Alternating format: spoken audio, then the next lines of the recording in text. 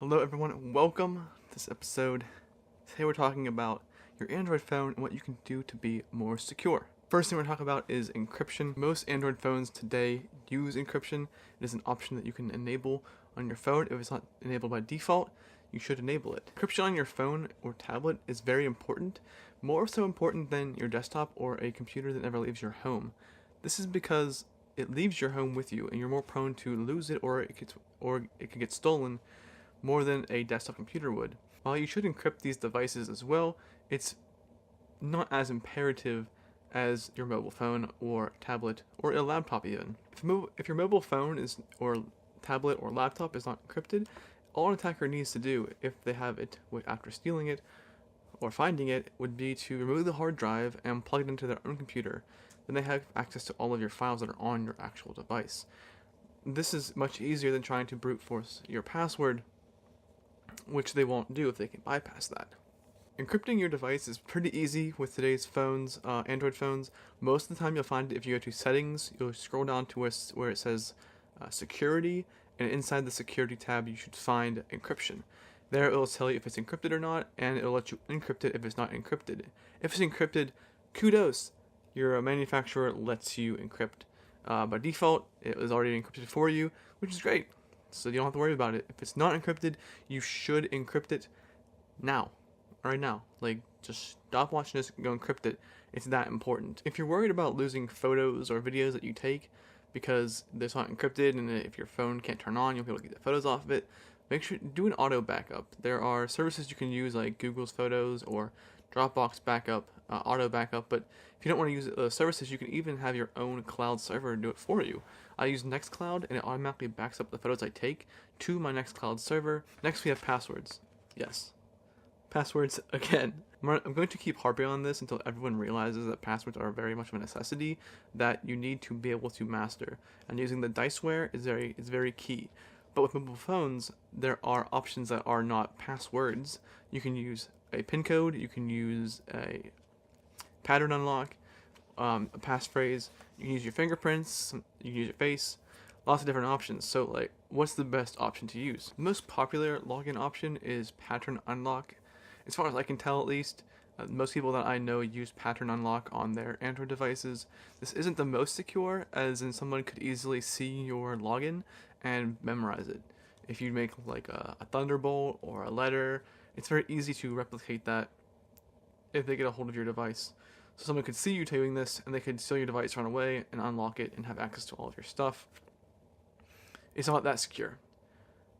Same with a PIN code. A PIN code is usually 4 to 6 numbers.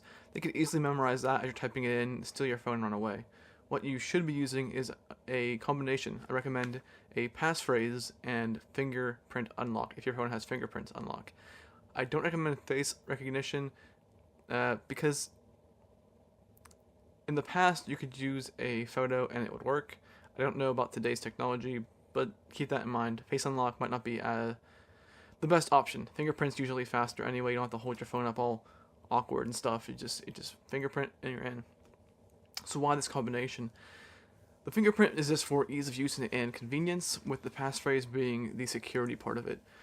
So the passphrase itself has so many characters you can use. I recommend using a diceware wordless kind of deal like we talked about in the past, and making a passphrase that way so that it's completely random and it's just 2 words. You memorize those 2 words and that's how you get into your device when you don't have fingerprints enabled. Like when you boot up your device, your fingerprint won't work. You have to log in with this password. Sometimes the fingerprint fails and you have to use your actual passphrase. Do that because it's much harder for someone looking over your shoulder to memorize what you're typing on that little tiny keyboard, if at all, like be able to see it. So that's good. And your fingerprint, they don't have your fingerprint most likely. There is a chance that the fingerprint could fail because there have been instances where people have been able to fake fingerprints, as well as somebody actually had a fingerprint so similar to another person's that he was almost convicted of murder based on his fingerprint. So if you keep that in mind, it's not perfect, but if you're not a high profile target like a celebrity or a state actor of some sort, you probably don't need to worry about someone beating you over the head and using your fingerprint to unlock your phone. If you are, 1, you should message me, and 2, don't use fingerprint. Don't use any biometrics, just use a passphrase that's really strong. That way if you get knocked over the head, they're not going to have your password because you're knocked out. So that's my 2 cents on passwords. Change your password unlock now to fingerprint plus passphrase, or just a passphrase if you want extra security. Something else that's really important is app permissions. I see a lot of people in my day-to-day life that don't look at these permissions. They just download an app all willy-nilly and they don't really care what these permissions do. These permissions are very important though. They let you know what the app is capable of doing and what it has access to on your device. Things like a calculator, being able to have access to your phone calls and contacts, is a little bit extraneous and over the top when it comes to the app permissions. If you have a calculator that you're going to download, if it's asking for access to your phone and contacts, you probably shouldn't download it. This is a little bit too much. So look into that. When you download an app from the Play Store, it should be telling you what the app requires. If you're not comfortable giving an app your phone calls, don't give it to it. If an app wouldn't need your phone calls, then don't give it to it. Luckily, with today's Android devices, you can turn off certain permissions. If you go to settings, then apps, you'll see a list of your apps.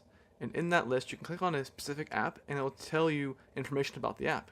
And inside that screen, you'll see a long tab that says permissions. So it's more of a bar across the inside the information. If you click that, you'll see the permissions that it has access to. You can actually turn off permissions now within the app. Most apps will still run if you turn off some permissions. Like you turn off phone calls for an app, it's probably going to still run without phone calls. You might log in and it might say, hey, we don't have access to this and we kind of need it. Just say no and just start using it. Chances are it's going to work just the way you always use it anyway without phone calls. And this is what really bugs me, is that you can run an app without these permissions and it still works perfectly fine. Then why are you taking these permissions? Why do you need my phone calls, my SMS, my contact? Why? Doesn't make any sense. Like, I understand using my camera if you're Instagram to take a picture. It makes sense. But why do you need my phone calls? This is kind of bugs me. If you're really over the top, you can actually turn everything off for an app like Snapchat or Instagram, like cameras where it needs camera, and you can leave it off until you actually need to use it, and then you can turn it on and you can go and take the picture and then turn it off again. This is a way that you can be extra secure, but most people probably won't go this route because it's super inconvenient. And while we're on cameras, there's one thing I do want to bring up, is the fact that you can buy these little devices. They're not even devices, they're little pieces of plastic that you have. You stick on your phone and it goes right over top of your camera, and you can slide a little piece of plastic back and forth and it blocks your front-facing camera or the back-facing camera, whichever one you put it on. I have one on my device that is for the front-facing camera, and this is because it's always staring at me. Like, I don't need it always staring at me, just in case someone gets into it and they can just record everything I'm doing. That's not cool. My back-facing camera, I do not have anything on because it's often on a table with the screen face up so I can see alerts. So they're not getting any information from my back camera anyway. And when it's not doing that, if I'm using it, well, they're gonna see, like, they can see the room I'm in, which is fine. There's trade-offs for everything. I could go full out and put something on the back there too, and maybe I will in the future. Right now I'm not. But the front-facing camera is really important because think about this: if you're sitting on the toilet using your phone, someone could be looking at your pooping face, and no one wants that. So these little devices, you can get them on Amazon. I'll have a link below. It's an affiliate link, so if you use the link, it'll help out. It'll give a kickback to this program, and it won't cost you anything extra. So I thank you in advance if you use that. They're cheap. It's like, I think it was like $6 for 6 of them, maybe $10 for 6 of them. Not expensive at all. Totally worth it. I have only used one so far. I stuck on my device. It's been on here for about a month now, and it hasn't fallen off yet. So that's good. It's nice and sticky. It's on top of my screen protector, so it's not going to damage my phone if I want to sell it in the future. Really cool. I recommend it. Just slide it back and forth when you want to use your phone's front-facing camera or not. It's super easy. There's a picture that goes around the internet that I've seen on the internet where it's Mark Zuckerberg using a piece of tape on his MacBook Pro's camera and also on his audio jack, and it's saying that Mark Zuckerberg covers his camera. You should too. And granted, Mark Zuckerberg is a high-profile target for people to like try and steal information, so he should be extra paranoid. But it's good to think about. If this guy who knows a good bit about technology to build something that is as big as Facebook, then he must know that it is super possible for someone to get into the camera. Apparently easy enough that he is worried enough about it that he wants to put something over top of it. So take a lesson from Mark Zuckerberg. If you only learn one thing from him, which, Facebook is Facebook, but whatever. So everybody, thank you so much for watching. I appreciate it. I do have a Patreon at patreon.com/jrswab if you want to support that way. If you want to support through Affiliate links, there's a bunch of links in the description below that you can use as affiliate links. There's MinerGate, there's Changely, there's all kinds of stuff down there. So check them out. It doesn't cost you anything extra, and it helps the show out a little bit by getting a slight kickback from those companies. Until next time, guys, thanks for watching. What do you want?